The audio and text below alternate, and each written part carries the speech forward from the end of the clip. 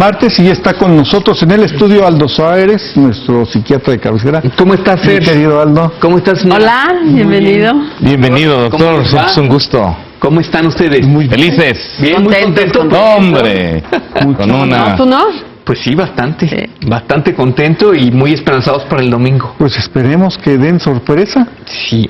Esa palabra es clásica, clave, ¿no? Esperanza. La esperanza es lo que nos mantiene vivos. Eso es. Exacto. Es lo que se pierde al último. Pero desafortunadamente no podemos seguir hablando de fútbol. Válgame. No. No, me da mucha pena, doctor de la Rosa. Yo sé que en casa es un tema que es vigente. Yo sé que es muy vigente. Es Obligado. Constante. Obrigado. Sí. Obligado. Sí, no podemos seguir hablando de fútbol cuando, bueno, pues existe una realidad paralela Sí. que nos hace, pues, voltear la atención y hacer algunas reflexiones. Y además en un tema en el que ayer platicábamos con uno de los protagonistas de lo que vamos a contar hoy, y tenemos muchos años de no ver a este gremio salir a las calles y manifestar. Sí, yo creo que en los últimos días, vamos a hablar de Yo Soy 17, en los últimos días hemos presenciado un movimiento tal como lo dices, algo que parecía estar un poco de lado, y yo creo que lo que es muy impresionante es lo rápido que evolucionó este movimiento, lo muy vistoso que ha estado siendo en muchos sentidos, y sobre todo porque fue una convocatoria hecha a través De redes sociales. Y Y de tal boca en como boca. ha sucedido últimamente en los grandes movimientos sociales, pues detrás de esto están las redes haciendo una labor o difundiendo de una manera convocatorias que antes se hubieran pensado pues prácticamente imposibles, o hubieran requerido de toda una estrategia, etcétera. Hoy las redes sociales permiten esto, y bueno, desde luego esto va a funcionar, o la convocatoria va a ser escuchada en la medida que haya muchas personas interesadas, y Claro. tal fue el caso, ¿no? Se habla de 41 ciudades, en algunos otros medios 53 ciudades, en donde muchos de los médicos salieron a la calle para protestar, con este lema que hay que decirlo: no somos médicos, no somos dioses ni criminales. Ayer lo decía claramente el vocero, y han sido como muy puntuales en este sentido, de decir que no se trata de un movimiento de orden político. Exacto. Yo creo que habría que poner esto en tela de duda, porque sí creo que, entendiendo la política o el hacer política en un sentido mucho más estricto, tendría que estar Son de las esto. cosas de la ciudad, son las cosas de... Pero algo que es muy importante es, dicen, no somos un movimiento político, y quisiera un poco repetir y ahondar en relación a este punto en el que ellos mencionan. Lo que nosotros estamos buscando es que se despenalice la práctica médica, y este es el gran tema. El gran tema es: ¿cómo le hacemos para evaluar el quehacer bien hecho o mal hecho de lo que hacemos los médicos? Lo podemos hacer sobre la base de de la argumentación que hace un juez. Lo podemos hacer desde el sistema judicial, o tiene que recurrirse a otra instancia. Durante mucho tiempo ha existido la CONAMED, la Comisión Nacional de Arbitraje Médico, que lo que ha hecho es eso, ha hecho arbitraje, ha puesto a dialogar a ambas partes ante una necesidad que sí hay que reconocerlo, es creciente en la población, de pedir algo en relación, pedir explicaciones en relación a cómo se ejerce la medicina en los familiares, en los propios pacientes. Desde luego que estos esfuerzos de la CONAMED han estado como acotados a esa parte que es conciliatoria, pero ante el caso de los 16 médicos a los que se les dictó auto de formal prisión, bueno, pues obviamente se levanta todo este gremio para pelear por ellos, para solicitar que se despenalice la práctica, y algo también en lo que se ha estado insistiendo mucho en las redes sociales es: estamos buscando no que haya impunidad, porque desde luego que, como en cualquier otra práctica, hay buenos y malos médicos, hay buenas y malas prácticas. Con la medicina suceden muchas cosas que son muy peculiares. Sabemos que es una carrera que tradicionalmente se ha dicho que es una carrera muy sacrificada.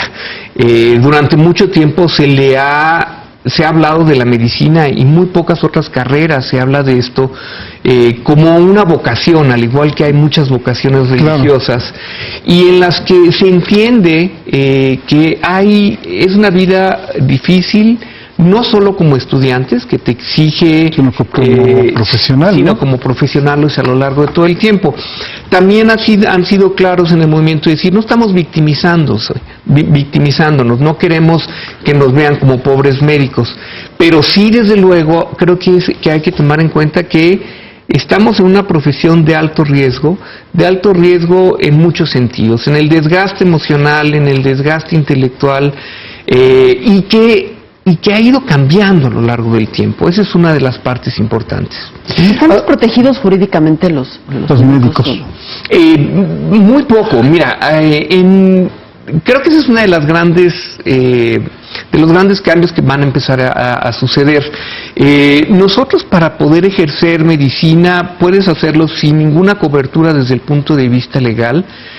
Sin embargo, ya existen seguros de práctica médica. Y bueno, existen seguros de práctica médica porque sabemos que las demandas van a ser cada vez más frecuentes. Y entonces, más altas. Y lo que requerimos es, a nivel de práctica privada, que tú tengas un tipo de seguridad en ese sentido. Ahora, con el movimiento de los médicos de Guadalajara, pues de repente el apoyo jurídico por parte de la institución parece como que se tardó, y que en apenas antier pues ya se dijo que ahí va todo el aparato jurídico para apoyar a los médicos y para analizar el caso por parte de la institución, en contraparte un poco de lo que se había estado haciendo a través de un ministerio público y de un juez. No tienen una... no hay al 100% esa protección jurídica, pero los médicos no tienen una asociación, un gremio, está el sindicato, pero como médicos, que los respalde. Mira, no, estrictamente no. Estamos agremiados por especialidades. Hay asociaciones de médicos generales, tenemos los colegios de médicos, que es una instancia que la Academia Nacional de Medicina nos solicita, que estemos agremiados a través de colegios por especialidad. Pero no sirven para estos asuntos. Pueden servir cada colegio tiene sus propios estatutos y pueden funcionar. De hecho, hay una parte en donde está contemplado lo legal. Sin embargo, como no ha sido una práctica cotidiana, no ha sido una necesidad de la que se hable. Sin embargo, pareciera ser, gracias a este movimiento, que lo que necesitamos es estar mucho más protegidos. Y creo que la demanda en cuanto al caso de Roberto Gallardo va por muchos sentidos. Desde luego, con una parte de la reflexión tendrá que ir por analizar el caso y volverlo a analizar y tener el apoyo. El papá del chico dijo ayer que tenía que ser muy cuidadoso, desde el punto de vista de la opinión pública, porque lo que se estaba buscando era crear una cortina de humo. Yo creo que nada más lejano a eso. No se trata de una cortina de humo como para pedir impunidad a toda costa, sino, otra vez, la exigencia tiene que ver con analizar el caso a través de algo que nosotros los médicos manejamos, y que es eso que se llama juicio clínico. El juicio clínico es todo eso que tenemos que hacer antes de llegar a un diagnóstico, y todo ese análisis que tenemos que hacer basado en evidencia. Tenemos que recordar que la medicina no es una praxis, no es una ciencia exacta. Exacto. ¿Sí? Cuando mucho hablamos de una praxis, ¿sí? De una práctica que tiene sus fundamentos en evidencias científicas. Sin embargo, bueno, pues hay muchos elementos que son total y absolutamente subjetivos en la práctica médica. Uno de ellos, por ejemplo, es el de la relación médico-paciente. A mí me ha sorprendido mucho el ver qué es lo que ha pasado en redes sociales. Desde luego, Desde luego esto que tú decías de cómo los médicos ahora pareciera que pues de repente no los habían volteado a ver y de repente no nos sentíamos tan unidos y sucede un fenómeno como este del domingo, eso es muy gratificante, pero también es llama mucho la atención a algunas actitudes de la sociedad, como si hubiera un gran enojo en relación a los médicos, como si hubiera un resentimiento. Yo creo que ya pasaron aquellas épocas en donde los grandes médicos eran idealizados y eran, no sé, era un orgullo en la familia tener un médico, un sacerdote y un maestro. Bueno, pues al igual que ha sucedido con muchas otras de estas profesiones, ha ido cambiando el rol y no se ven de la misma manera. Pero aquí la injusticia une, y en un sistema donde la aplicación de justicia no es necesariamente el mejor ejemplo de nuestra sociedad. Y aquí entonces, a final de cuentas, cómo todo lo que hasta este momento se ha logrado, que ha provocado que tantos cientos y miles de médicos salgan a las calles, realmente signifique cambios que beneficien a un gremio, puedo utilizar ese término, a un sector de profesionales que son tan importantes en un país. Porque se les ha dejado de lado, no tienen los equipamientos necesarios, no tienen los medicamentos, no tienen los implementos básicos como son instrumental y guantes para poder hacer su trabajo. Es decir, están dejados de lado totalmente en muchas instituciones públicas. Esto no tendría que ser el punto de inicio. Entiendo la parte jurídica, pero también aprovechar toda esta inercia para tratar de cambiar un sector que tú conoces como profesional del mismo. Pues justamente esa es la otra parte de la reflexión. Mira, tengo aquí dos gráficas que quisiera mostrarles y que hablan de esta parte, sí, ¿no? En donde cuál es el porcentaje del que se destina a salud, cuál es el porcentaje del Producto Interno Bruto. Claro. Pues según este reporte de la OCDE, en un grupo aproximadamente de 33 países pertenecientes a la OCDE, pues México ocupa el 6º lugar. Para las personas que están en radio, lo que mostramos es una gráfica de barras en donde se ve el gasto per cápita en salud según la OCDE para 2010, esto es información actualizada para 2012, y bueno, México se encuentra en el penúltimo lugar. Más o menos se habla de un total de $900 por persona gastados en México para cuestiones de salud.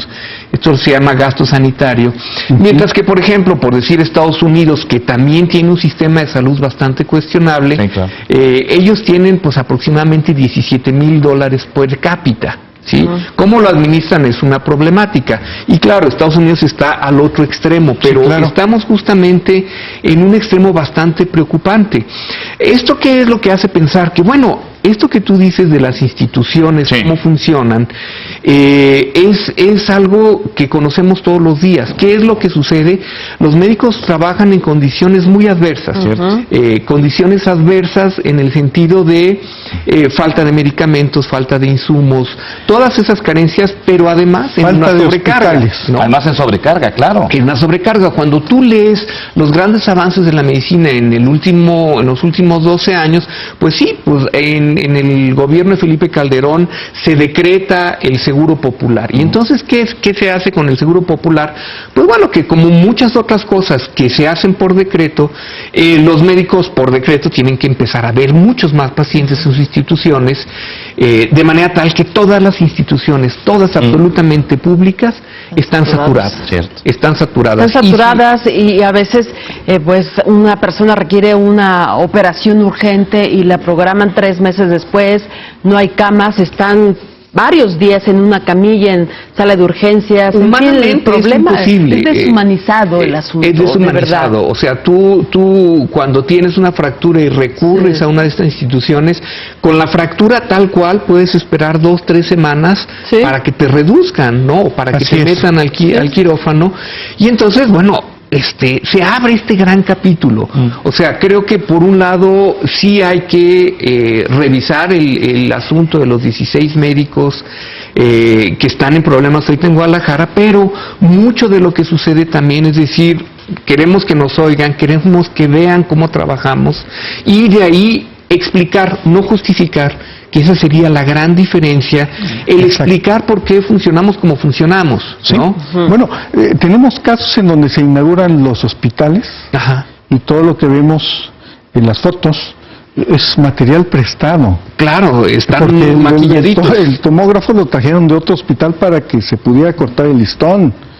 Y el personal que está atendiendo a las personas en donde llega el gran funcionario, pues también Bueno, a veces se compran tomógrafos que no existen. Que no existen. O instituciones de servicio de salud pública que están quebradas. Sí. Y que históricamente tendrían que funcionar de manera distinta, pero ya no cuentan con recursos para poder seguir prestando un servicio del que los ciudadanos ponen parte, los empresarios ponen otra parte y el gobierno también participa. Es decir, ese ejemplo del Instituto Mexicano del Seguro Social, que fue tan importante en su momento, ya se perdió en el camino. Pues sí, miren, todos los días escuchamos noticias de actos de negligencia médica. El bebé que nació en la sala de urgencias o que nació en el taxi, etcétera. Pero también todos los días encontramos noticias de desabasto. Por ejemplo, recientemente el desabasto de bolsas de diálisis para los pacientes en el ISSSTE, ¿no? O sea, una bolsa de diálisis cuesta entre 80 y 100 pesos. Y no nos vayamos a los institutos estatales de salud. Bueno. Ahí hay, en cada caso vas a encontrar alguna deficiencia. Y el trato a quienes están comenzando con esta carrera, a los residentes, a quien está haciendo el servicio, en fin, encontramos historias terribles. Sí, yo creo que esto abre la posibilidad para que empecemos a hablar de la condición médica. Ahorita que mencionaba lo del servicio social, pues si ustedes se ponen a ver, y hay una reflexión muy seria en relación a esto, en últimos tiempos, al médico se le exige 1 año de servicio social de su vida. Se le exige como no se exige en otras carreras. Desde luego el servicio social en todas las universidades y en todas las carreras es un requisito, pero nunca tiene que ver como el servicio social que se exige al médico. Exacto. Tiene que ser 1 año, ¿no? Y lo que ha sucedido en los últimos años de muchos médicos que están en situaciones como lo hemos estado yo mismo, pues, que has estado en la sierra y que trabajas ahí, lo que ha pasado en los últimos años es que estos médicos han sido víctimas de violencia por parte de los cárteles, por parte de los narcotraficantes. Viven en una situación donde los caciques, en donde ya viven totalmente sometidos a un sistema y se convierte ya en una situación totalmente en algunos terrible. lugares no hay médicos, todos han tenido que salir, la mayoría. Porque no pueden estar ahí, ¿no? Porque saben que su vida... Y no solo, para concluir, no solo es la situación del médico como tal, están los paramédicos, están las enfermeras, está todo este sistema que está absolutamente desprotegido. Dejado de la mano de ellos. Primero sus salarios, sus condiciones. Hoy nos enteramos con mayor profundidad que la situación jurídica que tienen es endeble, la pueden tener, pero es endeble, y cuando tienen que entrar a defenderlos, pues entran tarde. Habrá casos en donde la negligencia se pueda comprobar y tendrá que haber un castigo, pero habrá otros tantos en los que pues hay dudas muy atendibles, en donde quizás otro científico del mismo nivel tenga que determinar si hubo o no la negligencia de la que se le acusa, ¿no? El clamor va por ese lado, justamente. Yo creo que por ahí va. Pues Aldo, seguiremos platicando de este tema porque nos atañe a todos, no nada más a los médicos. Al final, todos somos atendidos por un médico en algún momento de nuestra vida. Así es. Y mientras mejor estén, creo que mejor nos atenderán. Bueno, Aldo, muchas gracias. Hasta luego. Vamos a un corte.